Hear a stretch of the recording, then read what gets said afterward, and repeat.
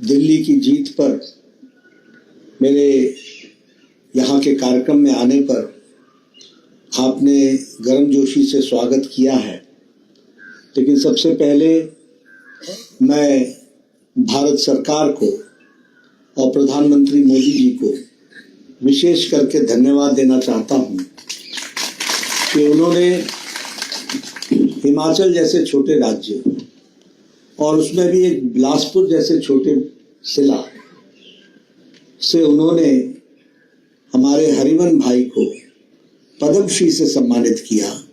इसके लिए मैं हार्दिक धन्यवाद। ये छोटी बात नहीं है। कभी आपने आज से पहले 2014 के पहले कभी सुना कि किसी गांव के आदमी को पद्मश्री मिला हो? कभी आपने सुना कि किसी को कोई अजूबिया काम करने के लिए पद्मश्री मिला हो? सही मायने में लोकतंत्र तो प्रधानमंत्री मोदी जी के समय में ही स्थापित हुआ है, जहां 140 करोड़ की जनता अपने कर्तृत्व को खुद अपने पद्मश्री या पद्म विभूषण के लिए विभूषित होने के लिए उसको खुद रख सकती है। ये ताकत किसी ने दी तो प्रधानमंत्री मोदी जी ने। नहीं तो कहां किसको पता चलता कि बिलासपुर की धरती पर सेब भी उग सकता है या उगता है? कहां किसी को पता लगता? लेकिन यह नीतिगत फैसला है। पहले हम चुनते थे, आज जनता चुनती है और जनता खुद कह सकती है कि इन्हें मिलना चाहिए और उसे मिलता है पद्मश्री। ये आज हमको देखने को मिला। मेरा और हरिमन जी का संबंध बड़ा पुराना है और मैं दावे के साथ कह सकता हूं कि शायद इनके घर की चाय किसी नेता ने सबसे ज्यादा पी होगी तो वो मैं ही हूं आज दिन तक। और हरिमन जी, मेरा रिकॉर्ड शायद किसी ने नहीं तोड़ा होगा। बता रहे हैं कि 17 बार तो इनके यहाँ भोजन किया है। अब ऐसे शख्सियत को जब राष्ट्रपति भवन में प्रधानमंत्री मोदी जी के सामने और भारत के मंत्रिमंडल के सामने उसे सम्मानित किया जाता हो, यह भारत की धरती के प्रति प्रधानमंत्री मोदी जी का लगाव है और इनकी तपस्या है जिसने इस बात को किया। मैं इनसे लड़ा करता था, सेब कैसे हो गए? बोले चलो मेरे खेतों में देखो। और इन्होंने मुझे दिखाया। मैंने कहा तो फिर मेरे खेत में भी लग सकता है क्या? और मैं भी गौरव के साथ कह सकता हूं कि अब हमारे भी खेतों में सेब लगे हैं, उन्हीं के द्वारा। ये हमारी श्रीमती जी बता रही है। लेकिन आप समझिए कि आज बदलता भारत कैसा है। कभी किसी कस्बे में, किसी जगह पर कभी इस तरीके की चर्चा हो सकती थी क्या? जानकार लोगों को, जिनकी समाज में प्रतिष्ठा है, जो बड़े बड़े लोगों से मिलते हैं, जो बड़े बड़े लोगों की चिंता करते हैं, उन्हीं को पद्मश्री, पद्म विभूषण मिलता था। लेकिन आज, और मैं इस पर इसलिए बोल रहा हूं कि आप सब लोग और मीडिया के लोगों से मैं विशेष करके कहूंगा कि आप जब इस बार का राष्ट्रपति के अशोका हॉल में जब पद्मश्री की का राष्ट्रपति द्वारा दिया जा रहा हो तो आपने देखना कि किस तरीके से पद्मश्री मिलने वाले लोग वो हैं, वो राष्ट्रपति में भवन में पहुंचते हैं और अशोका हॉल में पहुंचते हैं जिनके पांव में चप्पल तक नहीं होती, लेकिन वो गांव को रिप्रेजेंट करते हैं। वो भारत के हमारे आदिवासी भाइयों को रिप्रेजेंट करते हैं। कला की दृष्टि से उनका योगदान होता है। साधारण कारीगर किस तरीके से उसने देश के अपनी जो विरासत में हम सबको जो कला मिली है उसको उन्होंने स्थापित किया है। उन लोगों को आज पद्मश्री और पद्म विभूषण से विभूषित किया जाता है। ये बदलता भारत है और इसको हमको समझना चाहिए। मुझे गौरव मिला, राष्ट्रपति प्रधानमंत्री जी ने इनको भोजन पर बुलाया। हमारे टेबल पर बैठे हुए व्यक्ति एक उड़ीसा का लोक गायक, उसके साथ भोजन करने का सौभाग्य तो मिला ही, लेकिन साथ में मुझे इस बात का गौरव हुआ कि आज राष्ट्रपति भवन में इंडिया नहीं बसता, भारत बसता है और भारत के लोगों को लाएगा। ये बदलता भारत और इसको हमको समझने की आवश्यकता है। इसलिए मैं पुनः हरिमन जी को बधाई देता हूं। हमारे पुराने मित्र हैं। मैं जब बिलासपुर आ रहा था तो मैंने कहा कि मैं इनके घर जाकर इनको सम्मानित करूं। फिर मैंने कहा अगर मैं इनके घर सम्मानित करूंगा तो किसे पता लगेगा, इसलिए इनका सम्मान सार्वजनिक रूप से होना चाहिए और सभी लोगों को, हर बिलासपुरी को फख्र होना चाहिए। इसलिए मैं इस कार्यक्रम में आप आए, आपका बहुत बहुत धन्यवाद। हरिमन जी आपको बहुत बहुत बधाई। मित्रों, आज मुझे कार्यालय का भी उद्घाटन करने का, शिलान्यास और भूमि पूजन करने का सौभाग्य मिला। मैं बैठा बैठा सोच रहा था कि मैं कितना सौभाग्यशाली हूं। मैं सौभाग्यशाली इसलिए हूं कि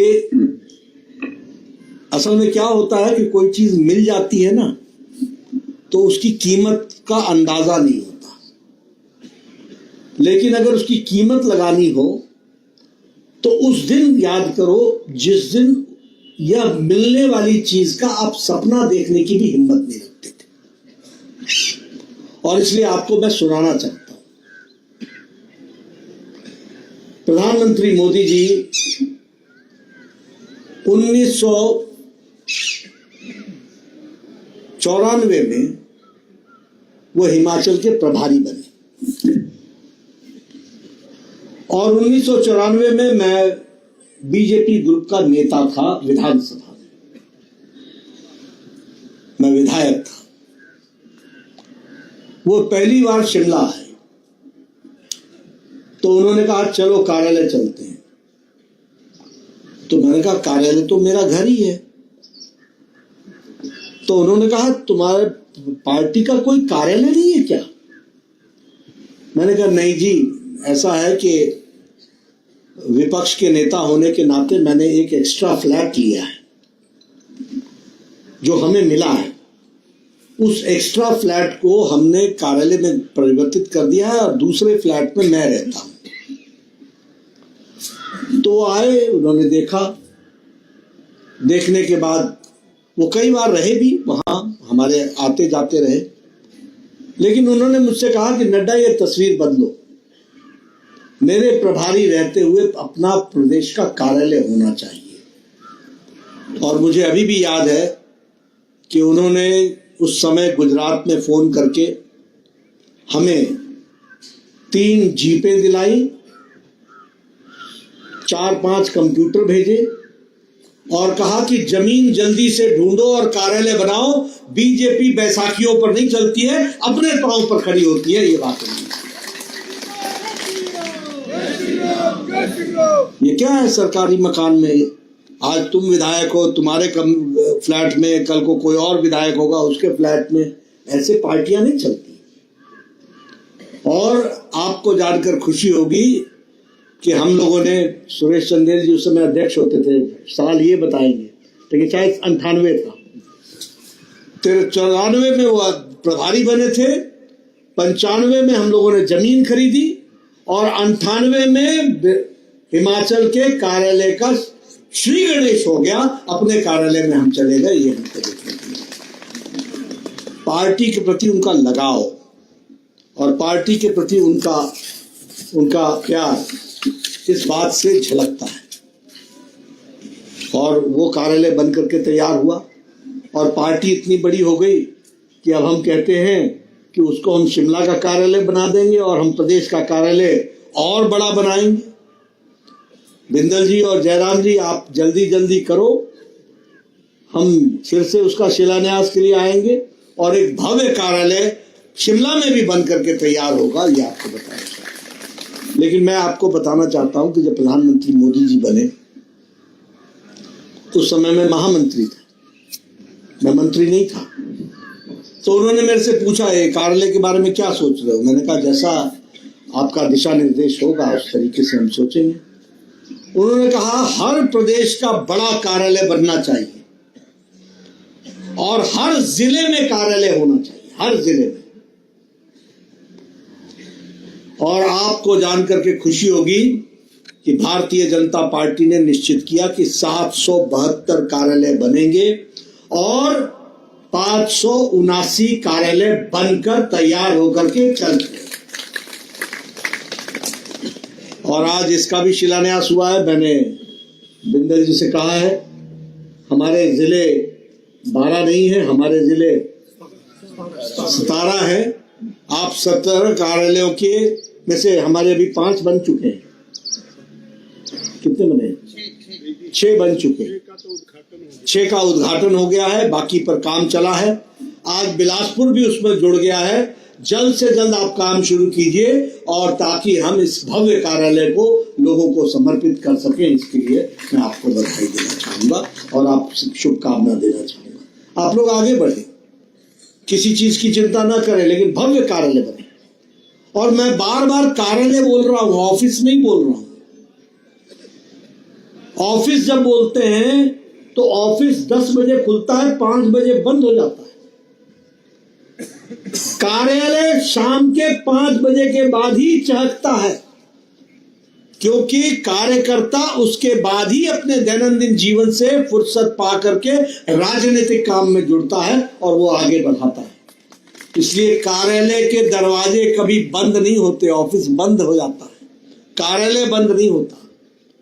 और ये बैठने की जगह नहीं है, ये संस्कार केंद्र है। मुझे याद है कि जब मैं फुल टाइमर बन करके दिल्ली गया था तो मेरे से उस समय लोग पूछते थे एबीवीपी क्या है, एबीवीपी क्या है, एबीवीपी क्या है। तो मैं उनको कहता था मेरे कार्यालय आ जाओ, तुमको समझ में आ जाएगा एबीवीपी क्या है। मैं ऐसे नहीं समझा सकता। और जब वो कार्यालय आते थे तो मैं बोलता था झाड़ू पकड़ो, जरा सा सफाई करो, ये तुम्हारा कार्यालय है, इसके साथ पहले जुड़ो। और लोग जुड़े, उनको उसमें से अपनापन दिखा, किसी ने बुरा नहीं माना। इसलिए कार्यालय सिर्फ कार्यालय नहीं है, वो संस्कार केंद्र है। और मैंने प्रधानमंत्री मोदी जी की जो इच्छा है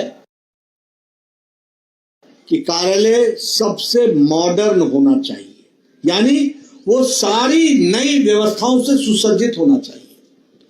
हमारा वॉर रूम होना चाहिए, हमारा कॉन्फ्रेंस हॉल होना चाहिए, हमारा कंप्यूटर सेक्शन होना चाहिए, हम वाईफाई से लैस होने चाहिए, हमारे रेफरेंस सेक्शन चाहिए, हमारी बढ़िया लाइब्रेरी चाहिए, हमारा रिसर्च सेंटर चाहिए, ताकि बिलासपुर का व्यक्ति अगर हमारा कार्यालय में आए तो वो एक बटन में बिलासपुर का इतिहास जान सके। यह ताकत हमारी कार्यालय में होना चाहिए। हम राजनीतिक कार्यकर्ता हैं, हमको हर चीज की जानकारी होनी चाहिए और इसलिए ये हमारी आवश्यकता है जिसको हम लोगों ने पूरा किया है। और मैं बधाई देना चाहता हूं कि आप सब लोग इस कार्यालय के साथ जुड़ने का जो आपने काम किया है, ये राष्ट्र के निर्माण में बहुत बड़ा काम करेगा, ऐसा मैं मानता हूं। मैं जब कार्यालय की बात कर रहा हूं तो मैं थोड़ी सी पार्टी के बारे में भी आपको जरूर ध्यान में लाना चाहता हूं। मित्रों, मैं ये जानता हूं कि यहां बैठे सब लोग भारतीय जनता पार्टी के समर्थक ही नहीं है, भारतीय जनता पार्टी के कार्यकर्ता हैं। और मैं नजरों से पहचानता हूं, आधों से ज्यादा को तो नाम से जानता हूं। मैं जानता हूं कि कितना आप लोगों ने कठिन तपस्या की है, जिन हालातों में आपने पार्टी को खड़ा किया है। और इसलिए मैं आपको यह बताना चाहता हूं कि आज अगर आप भारतीय जनता पार्टी के कार्यकर्ता हो तो आप बहुत भाग्यशाली हो और गौरवशाली हो। मैं देखता हूं, मुझे कांग्रेस के मित्र मिलते हैं, मैं उनसे चर्चा करता हूं क्या हाल है। कई मुझे दोस्त मजाक में बोलते हैं, मुझे मेरे हाल पर छोड़ दो। कई दोस्त बोलते हैं, तुम्हें तो मालूम ही है कि हमारा हाल क्या है। मैं कहता हूं सत्ता में तुम बैठे हो, पर तुम यहां हिमाचल में 2-4 साथी मिलते हैं, मैं बोलता हूं सत्ता में बैठे हो लेकिन मुस्कान नहीं है। कहते हैं क्या हालत है, हम ही जानते हैं। मैं इसलिए आपको सुना रहा हूं क्योंकि जब हम भारतीय जनता पार्टी के कमल के निशान को लेकर के चले थे तो उस समय लोग बोलते थे कहां किस पार्टी के साथ चल रहे हो, ये कभी सत्ता में नहीं आएगी। और हम कहते थे हम सत्ता में आने के लिए नहीं है, हम भारत की तस्वीर बदलने के लिए आए हैं और उसके लिए हम आज करेंगे। सत्ता हमारा लक्ष्य नहीं है, सत्ता हमारा माध्यम हो सकता है। सत्ता हमारी मंजिल नहीं है, सत्ता हमारे रास्ता हो सकता है जिसके माध्यम से हमको जनता की सेवा करनी है और जनता में परिवर्तन लाना है। और इसलिए यहां बैठे सब लोग अपने आप को बहुत गौरवशाली समझिए। मुझे बताइए, जिस बात के लिए गांधी जिए, जिस बात के लिए सरदार पटेल जिए, उसके लिए क्या कांग्रेस पार्टी जी पाई? जिस पार्टी के अध्यक्ष सुभाष चंद्र बोस रहे, क्या उनके आदर्शों पर कांग्रेस पार्टी चल पाई? आप बताइए कि जिन लोगों ने आजादी की लड़ाई के लिए अपना सर्वस्व लुटा दिया, उनकी साख बचाने का काम कांग्रेस पार्टी कर पाई? ये वैचारिक दृष्टि से किस मानसिक दिवालियेपन पर आकर के खड़ी हो गई, ये आपको ध्यान में रखना चाहिए। और आज कांग्रेस पार्टी न राष्ट्रीय पार्टी है और न ही वैचारिक पार्टी है, ये भाई बहन और माता की पार्टी रह गई है। इससे ज्यादा कुछ नहीं है। ये तो गलती से आपने हिमाचल में बैठा दिया तो इन्होंने मुख्यमंत्री बैठा दिया। बाकी आप बताइए है क्या? आप बताइए, जब हिमाचल में आपदा आई थी कोई कांग्रेस का नेता आया था क्या? आप बताइए, जो बोलती थी हिमाचल मेरे दिल में बसता हूं, मैं तो हिमाचल वासी हूं, वो छुट्टियां मनाने तो आ गई। लेकिन आपदा के समय जब हिमाचल की जनता करा रही थी तो एक ने भी आपके आंसू पोंछने के लिए नहीं आए। उस समय अगर आए और आने का मौका मुझे मिला तो मैं, अनुराग ठाकुर, जयराम ठाकुर एक बार नहीं 3-3 बार आए। और जब आए तो आपको हजारों करोड़ की राहत प्रधानमंत्री मोदी जी का वह संदेश और पैगाम देकर के गए। यह अलग बात है कि हमने पैसा दिया मकान बनाने के लिए, तुम तनख्वाह देने पर लग गए। हमने पैसा दिया सड़कों के लिए, तुम अपनी पेंशन बचाने में लग गए। अगर गलत हाथों में सत्ता दोगे तो ऐसा ही होगा। लेकिन मैं आपको इसलिए आपको ये सब याद दिलाना चाहता हूं कि किस तरीके से, और अगर मैं भारतीय जनता पार्टी की बात करूं, अकेली पार्टी है, अकेली पार्टी जिसके नेता श्यामा प्रसाद मुखर्जी ने 52-53 में कहा कांग्रेस की जवाहरलाल नेहरू सरकार से इस्तीफा दिया था और भारतीय जनसंघ की स्थापना की थी और कहा था एक देश में 2 निशान, 2 विधान, 2 प्रधान नहीं रहेंगे, 2 संविधान नहीं रहेंगे। यहां बैठे हैं प्रथम पंक्ति के सारे नेता, ये सब उस समय कॉलेजों में पढ़ा करते थे, स्कूलों में पढ़ा करते थे और हम इनके साथ नारे लगाते थे, धारा 370 समाप्त करेंगे और एक देश में 2 निशान, 2 प्रधान, 2 विधान नहीं चलेंगे। और ये नारा 1952 में लगा था। कई बार कांग्रेस की सरकारें आई गई, लेकिन भारतीय जनता पार्टी, भारतीय जनसंघ अपनी मांग को लेकर के अड़ा रहा। और इसलिए हमने कहा कि हम वैचारिक पार्टियां हैं। कितने पतझड़ आए, कितनी गर्मी आई, कितनी बरसात आए, कितने तूफान आए, लेकिन वह समय भी आया जब 2019 में 6 अगस्त को गृह मंत्री ने प्रस्ताव रख करके राज्यसभा में और लोकसभा में धारा 370 को धाराशाही कर दिया और एक देश में एक विधान, एक संविधान, एक प्रधान, इसको साबित कर दिया। आज जम्मू कश्मीर भारत का अभिन्न अंग बन गया। लेकिन लड़ाई कब शुरू की थी? 1952 में। लड़ाई जीती कब? 2019 में, 2019 के 6 अगस्त को। आप बताइए, ये वैचारिक पृष्ठभूमि पर हम अटल रहे कि नहीं रहे, खड़े रहे कि नहीं रहे? अगर श्यामा प्रसाद मुखर्जी ने श्रीनगर की जेल में अपना बलिदान दिया था, तो उस बलिदान को ध्यान में रखते हुए हम सब लोगों ने मिलकर के मोदी जी के नेतृत्व में उनकी इच्छा शक्ति को और अमित शाह जी की रणनीति ने धारा 370 को धाराशाही कर दिया। मेरी तारीख को आप करेक्ट कर देना, मुझे जहां तक याद पड़ता है शायद 1989 में पालमपुर का अधिवेशन हुआ था।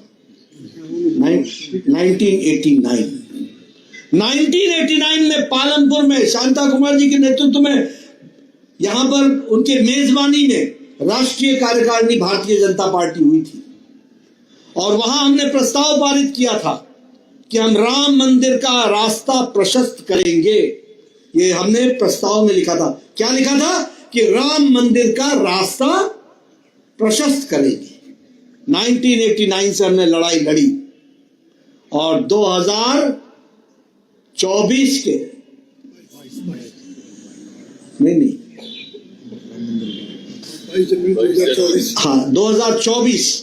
22 जनवरी को भारत के यशस्वी प्रधानमंत्री नरेंद्र मोदी जी के कर कमलों द्वारा भव्य राम मंदिर का वहां पर उनका अभिषेक हुआ और राम मंदिर विराजमान हुआ, यह मूर्ति स्थापना हुई। ये सब हम लोगों ने देखा है। इसलिए वैचारिक पृष्ठभूमि की अगर मैं बात करूं, अभी हमारे पंडित दीनदयाल उपाध्याय अंत्योदय की बात करते हैं। उन्होंने कहा एकात्म मानववाद, उसी एकात्म मानववाद को अटल जी ने कहा अंत्योदय, और उसी को आगे बढ़ाते हुए आज प्रधानमंत्री मोदी जी ने सबका साथ, सबका विकास, सबका विश्वास, सबका प्रयास, इसको मंत्र को लेकर के आगे चले। आज आयुष्मान भारत, प्रधानमंत्री गरीब कल्याण अन्न योजना, हमारे अन्य स्कीम जो कार्यक्रम चल रहे हैं, सभी कार्यक्रम गांव, गरीब, वंचित, पीड़ित, शोषित, दलित, युवा, किसान, सबको ताकत देने वाले कार्यक्रम, सभी कार्यक्रम। और इसलिए मैं ये जरूर कहना चाहूंगा कि गरीब, युवा, अन्नदाता, नारी शक्ति, इनको अगर किसी ने ताकत दी तो प्रधानमंत्री मोदी जी ने दी है। ये भी हमको ध्यान में रखना चाहिए। अगर मैं बात करूं कैडर बेस की, आज ये कैडर कैसा है? जब मैं जिस पार्टी का राष्ट्रीय अध्यक्ष हूं, हमारे 973 जिले में अभी कमेटी बनी हुई है। देश के उतने जिले नहीं है जितने जिले हमारे पार्टी के जिले, 973, और हमारे 15,432 ब्लॉक्स पर हमारा काम है। क्षमा कीजिएगा, 15,432 ब्लॉक का काम है और 1,60,000 बूथ पर हमारे पार्टी का काम चल रहा है। यानी किस तरीके से हम लोगों ने, आंकड़ों में गलत कर गया, 1,60,000 शक्ति केंद्रों में हमारा काम चल रहा है और 6,80,000 बूथ पर हमारी बूथ कमेटी है। और सबसे बड़ी बात जो इसका आपको ध्यान में रखना चाहिए, जब हम जनता की बात करते हैं तो भारतीय जनता पार्टी का 13 राज्यों में विशुद्ध भारतीय जनता पार्टी की सरकार है, 19 राज्यों में एनडीए की सरकार है और हमारे 240 लोकसभा में और 98 राज्यसभा में हमारे सदस्य हैं और हमारे 1,664 एमएलए हैं और इसके साथ साथ 152 एमएलसी है, मेंबर ऑफ लेजिस्लेटिव काउंसिल है और लगभग 100 से ज्यादा हमारे मेयर हैं जीते हुए पार्टी के। ये भारतीय जनता पार्टी की स्थिति है। आप बताइए, अब हमें गौरवशाली होना चाहिए कि नहीं होना चाहिए?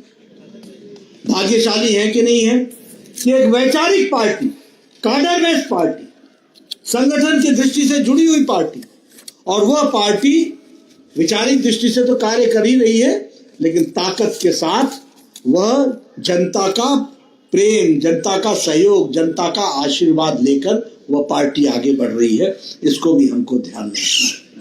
विकास के बारे में बहुत सी बातें हुई हैं, लेकिन प्रधानमंत्री मोदी जी ने स्पीड, स्केल और स्किल की बात कही है, और हमारा देश उसी तरीके से, अगर मैं 10 सालों की यात्रा बताऊं तो 10 साल में 2014 के समय भारत जहां 11वें नंबर की अर्थव्यवस्था था, आज भारत 5वें नंबर की अर्थव्यवस्था बन गया है। और मोदी जी के तीसरे कार्यकाल में भारत तीसरे नंबर की अर्थव्यवस्था बन जाएगा। इसकी हम ताकत के साथ आगे बढ़ेंगे। दुनिया के सभी लोगों ने भारत के आर्थिक जगत के बारे में सराहा है। हमारे कांग्रेस के लोग बेरोजगारी बेरोजगारी बेरोजगारी बेरोजगारी की बात करते हैं।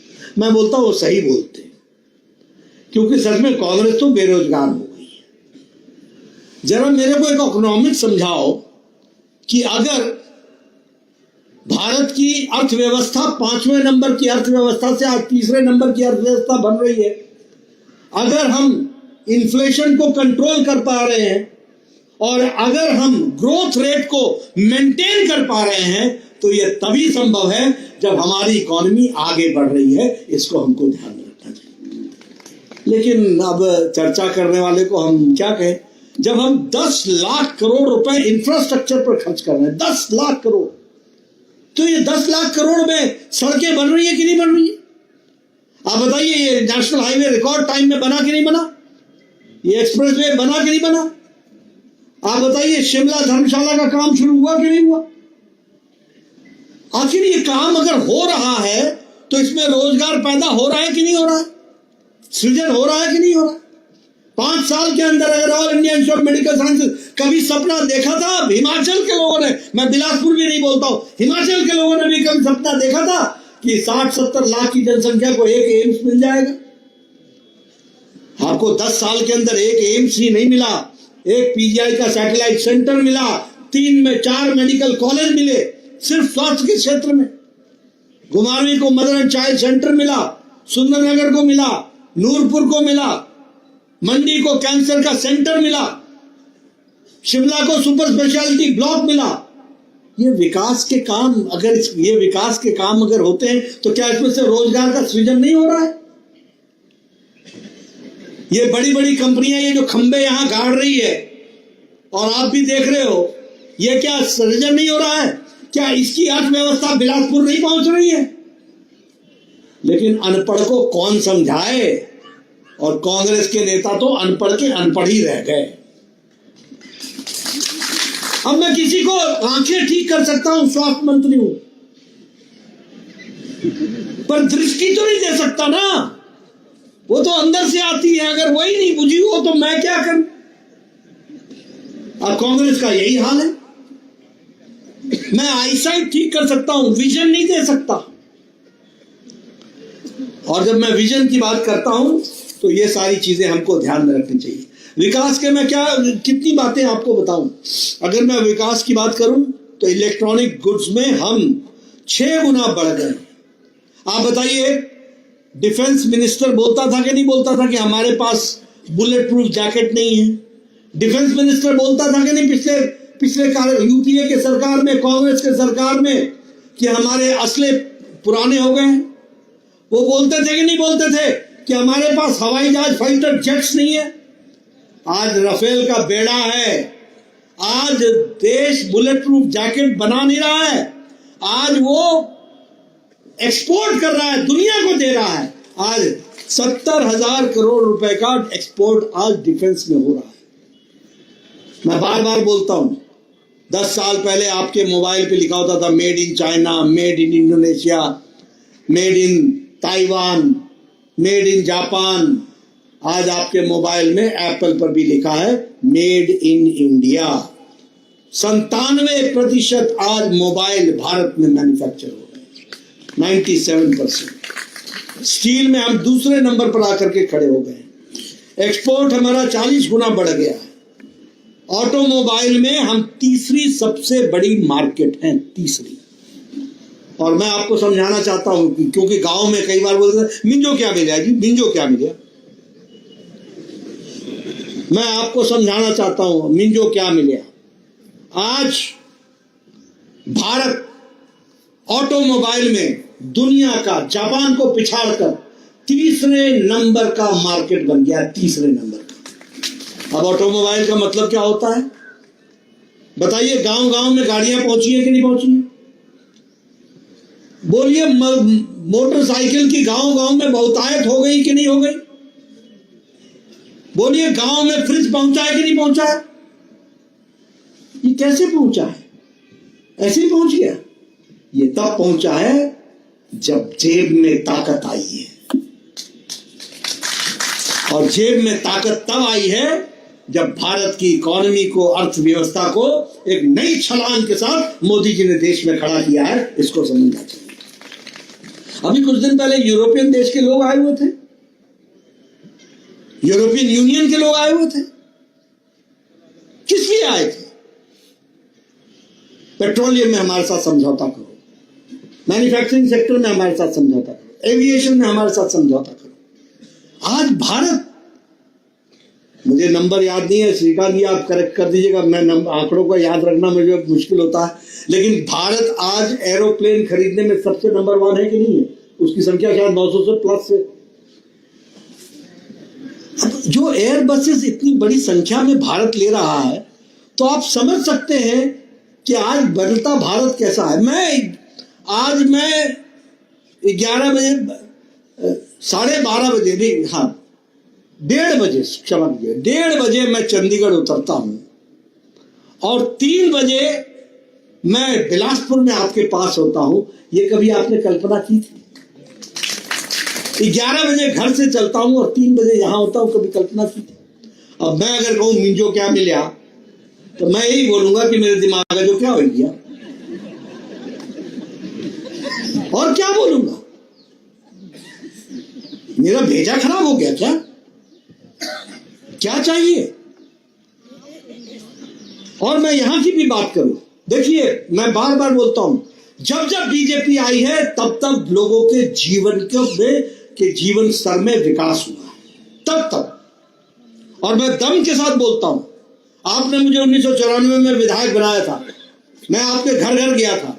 आपके घरों में जाने के लिए मैंने हर गांव को पैदल नापा था, और जब मैं 98 में आपके पास मिलने गया तो 95% से ज्यादा गांव में मैंने पक्की सड़क पहुंचा दी थी। ये कैसे हुआ था? ये इसलिए हुआ था कि प्रधानमंत्री अटल बिहारी वाजपेयी जी ने उस समय प्रधानमंत्री ग्रामीण सड़क योजना शुरू की थी। और मैं जमीन से जुड़ा हुआ आदमी हूं। मुझे याद है विधानसभा में रंगीला राम राव जी और कौर सिंह जी, बहुत से लोगों को ये नाम भी भूल गए होंगे, ये दोनों मेरे को मिलने आए। ये तो बजट का हाल ही खराब हुई गया, हाल ही खराब हुई गया। मैंने कहा बजट का हाल ही खराब हुआ, ਤੁਹਾਡਾ हाल खराब हुई गया। क्यों? क्योंकि वो पैसे देते थे टिट्स एंड बिट्स में, मतलब छोटी छोटी अमाउंट्स में। मैं विधायक था 94, 95, 96, बार बार बताता हूं, ये छोटी घटना नहीं है। हमें 40 लाख रुपए मिलते थे साल भर के लिए पीडब्ल्यूडी की सड़कों में, 40 लाख। और मेरे से एक्सीएन आके पूछता था बताओ किस सड़क में डालूं। मैंने कहा सड़कें कितनी हैं? बोले 50। मैंने कहा तो लाख लाख भी नहीं पाया, करना क्या? बोलता नहीं आप 2 सड़कों में बताओ, उसमें मैं लगा दूंगा।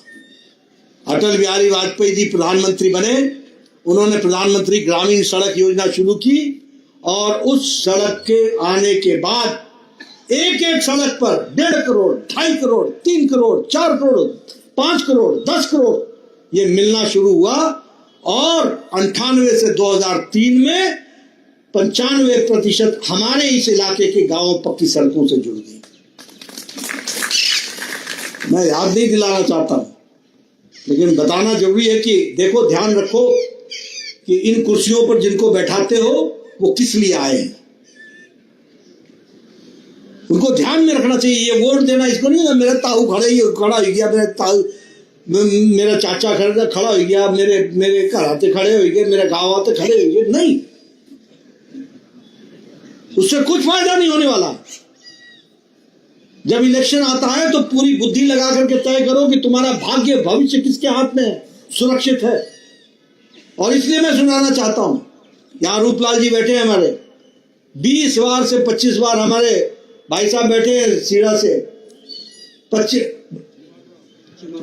चमारू राम जी बैठे हैं, इनसे पूछो 25 बार। हमारे प्रकाश जी बैठे हैं 25 बार, 30 बार, 40 बार पूछते थे मेरे से, ब्रह्म करते आओ ना या सिद्धा होना।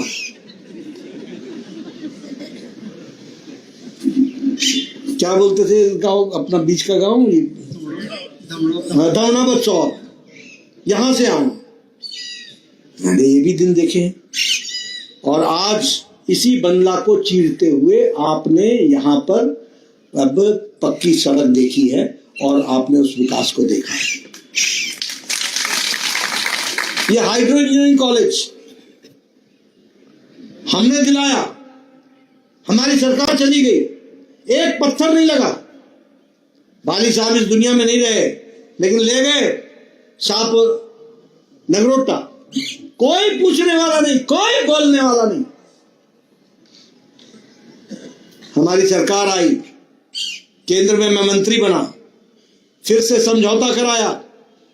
समझौता कराने के बाद यह हाइड्रो इंजीनियरिंग कॉलेज का शिमला से प्रधानमंत्री नरेंद्र मोदी जी के कर कमलों से शिलान्यास कराया, और 3 साल में यह हाइड्रो इंजीनियरिंग कॉलेज आपको दिया। ये एसीसी की फैक्ट्री थी। आप बताइए, इसका शिलान्यास शांता कुमार ने किया था कि नहीं किया था? जिस विकास को आप देखोगे उसका पत्थर भारतीय जनता पार्टी और कमल ने किया है। जिस विकास को देखोगे और जिस विनाश की कहानी देखना चाहोगे, उसके पीछे आपको कांग्रेस पार्टी मिल जाएगी। इसलिए विकास का नाम भारतीय जनता पार्टी और विनाश की ओर जाने का रास्ता कांग्रेस पार्टी। अब आप लोग चुनाव में आया था, आपसे मैंने कहा गलती ध्यान कर दे, गलती ध्यान कर दे, गलती ध्यान कर दे, कई लगे रहे। अब मेरे को बोलते कुछ करो, कुछ करो। मैं बोला टाइम मारा करना था भाई। अब आज सारी सरकार ही राम भरोसे हो गई, भगवान भरोसे हो गई। और किससे अभी मेरे को ये मुर्गा का पता चला, क्या हालत हो गई। समोसे की इंक्वायरी होती है, मुर्गे की इंक्वायरी होती है, क्या प्रदेश बना दिया।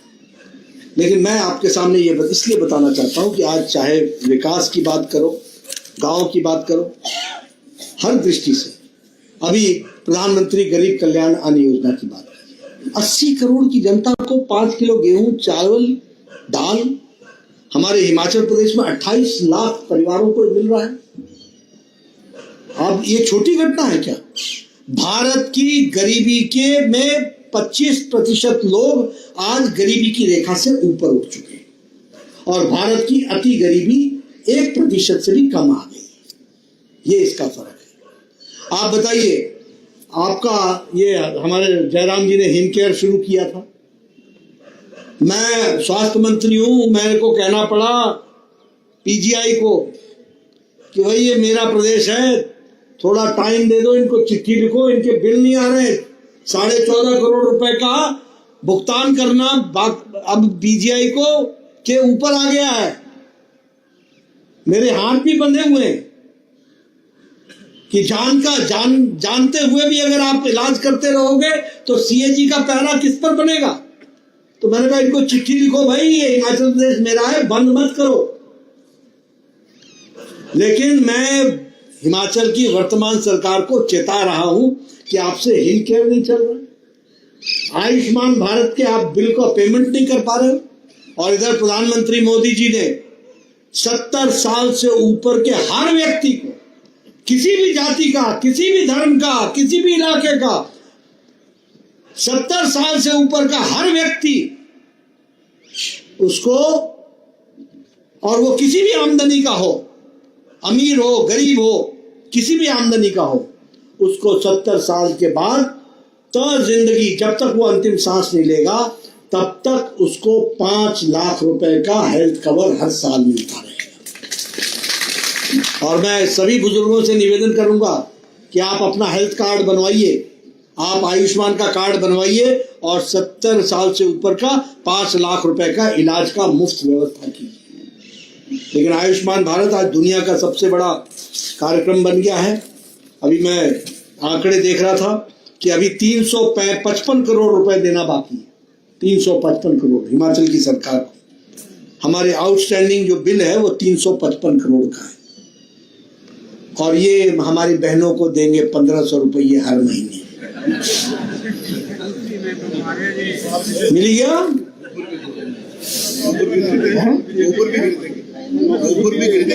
हाँ, गोबर उसका क्या करेंगे? हाँ, गोबर भी खरीदेंगे। हाँ, तो ये सारी चीजें आपने देखने को मिली। इसलिए मित्रों, अगर मैं विकास और बाकी सारी चीजों के बारे में बातचीत करूं तो बात लंबी चली जाएगी, लेकिन मेरा एक ही आप सबसे निवेदन है कि मोदी जी, आपने दिल्ली की बात की। अब देखिए दिल्ली का हाल क्या बना दिया था। आप बताइए, दिल्ली की जीत, मैं तो पार्टी की तरफ से बहुत धन्यवादी हूं। सबसे पहले तो हिमाचल प्रदेश के कार्यकर्ताओं का, जिन्होंने दिन रात एक करके दिल्ली में भारतीय जनता पार्टी के झंडे को गाड़ने में कोई कसर नहीं छोड़ी। आप सब लोग गए, आपने अपने रिश्तेदारों को समझाया, आपने अपने जो ड्यूटी जिसकी जहां जहां लगी थी आपने काम किया।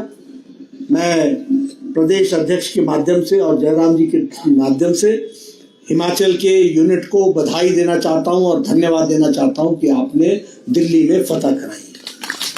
और दिल्ली को इसलिए मैं धन्यवाद देना चाहता हूं कि हम बिहार जीत गए, हम पुडुचेरी जीत गए, हम असम जीत गए, हम गोवा जीत गए, हम प्रदेशों पे प्रदेश जीतते चले गए। मैंने बताया आपको कि हमने 13 प्रदेशों में विशुद्ध बीजेपी की सरकार बनाई, एनडीए की सरकार बनाई। जश्न मनता था दिल्ली में, दिल्ली के कार्यकर्ता आते थे बेचारे, लेकिन वो अपनी जीत को की खुशी नहीं मनाते थे। इस बार आपने उनको भी मौका दिया कि उनकी जीत में वो खुशी में शामिल हो सके, यह परिस्थिति है। और दिल्ली की जीत सही मायने में प्रधानमंत्री मोदी जी की नीतियों की जीत है, उनके कार्यक्रमों की जीत है।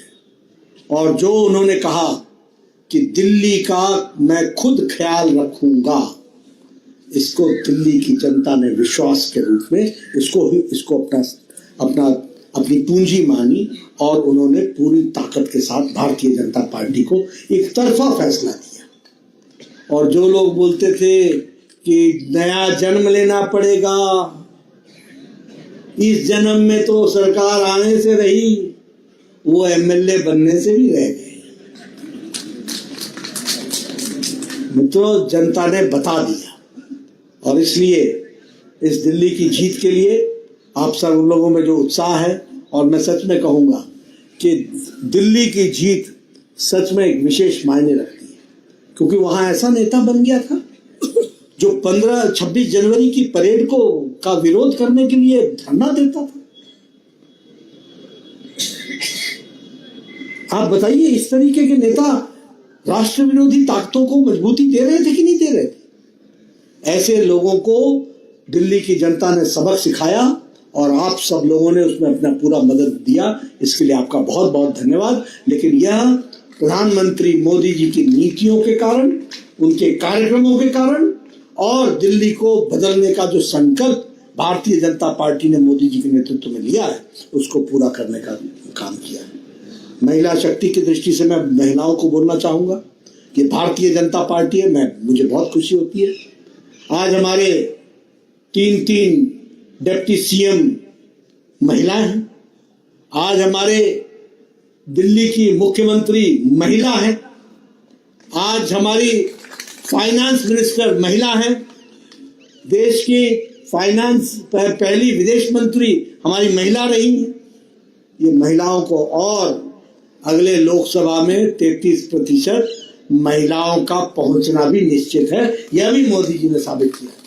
इसलिए नारी शक्ति का सम्मान और उनको स्थान ये देने का काम किया है तो भारतीय जनता पार्टी ने किया।